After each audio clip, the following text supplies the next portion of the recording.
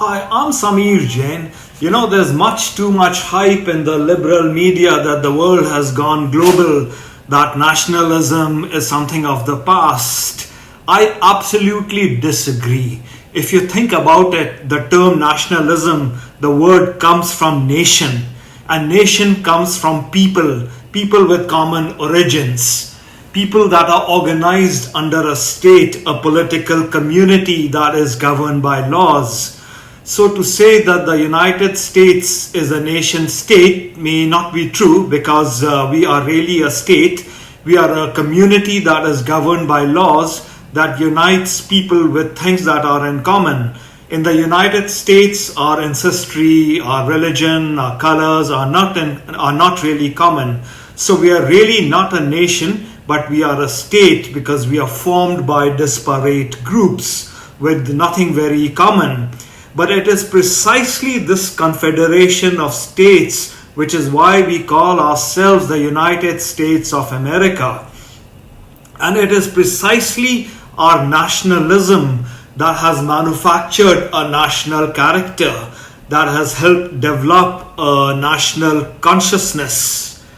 And it is important when I say this that I am not celebrating ethnic nationalism here. I am talking about something that is pluralistic, that makes us a cosmopolitan nation. I am talking about patriotic nationalism. And we are a composite nation because we are formed of Native Americans. We are formed of people like me from India, African Americans, Europeans, other Asians. So I don't see any contradiction. I don't see any struggle between us as a nation and us as a composite of states. And this is something the liberal media does not understand. And if they do, they are perhaps willfully blind.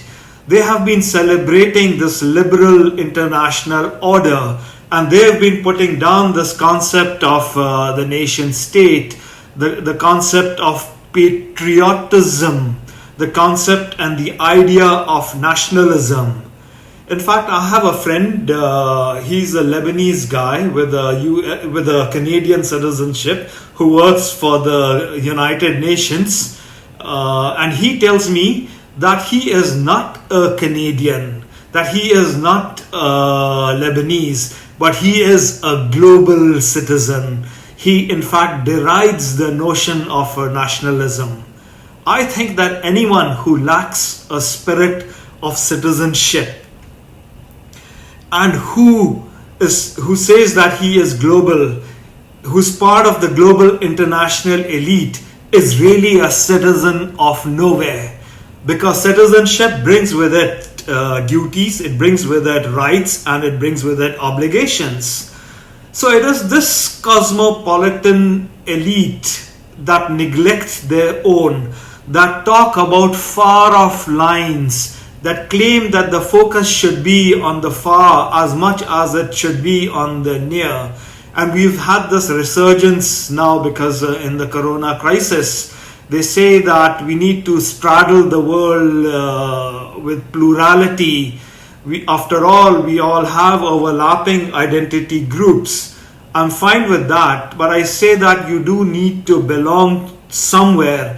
You just cannot say that I belong to the universe and not to the small town. I have deep problems with that issue. I disagree with this notion of the global village. It's like saying hot ice. Something that fits global and local allegiances at the same time is for me deeply contradictory. For me, citizenship is identity. And for me, identity comes with patriotism. It comes with an emotional attachment. It comes with geographic and political barriers. It is baffling for me to find people who say they have an allegiance to the wider world, which is a higher allegiance to their own communities, that put cosmopolitanism where their concern for a stranger is greater than their concern for their own family. I think all of this talk about universalism is all fine and dandy, but I cannot say that everyone matters equally. I say that we have a higher moral obligation to those that are near us, to the communities to which we belong, to those that are closer to us. I do not believe in this morality of non-proximity. I do not believe in the notion of global citizenship. For me, it opposes the very concept of local citizenship.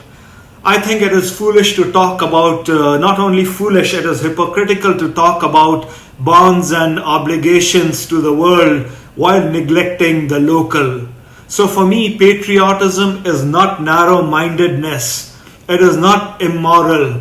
It is not blind loyalty over deeper universal commitments.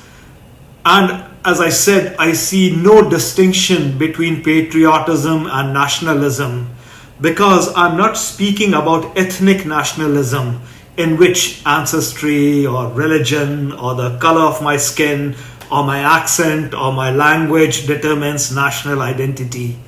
In fact, I say nationalism has provided the very ideological foundations for our great democracy, for our great welfare state, for states to become providers of public goods.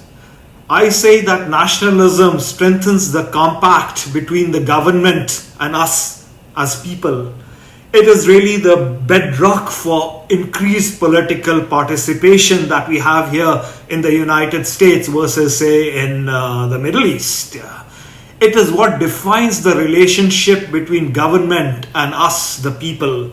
So I celebrate nationalism. I say that nationalism creates better exchange in the relationship between state, between the government and citizens. It is something that we need to celebrate. It is not something that we need to deride, that the fashionable elite these days do. In fact, nationalism strengthens democracy, where the national identity supersedes the parochial, the religious identity. It is a false narrative that loyalty to the nation leads to demonizing others. I say no. In fact, nationalism increases a government's capacity to provide public goods. Nationalism improves the way civil society functions. In those societies that are deeply nationalistic, we've seen deep linguistic integration in a country. And I say that this whole notion of universal cosmopolitanism is an ivory tower concept, and that's where it should stay. So thank you. I'll stick to my nationalism.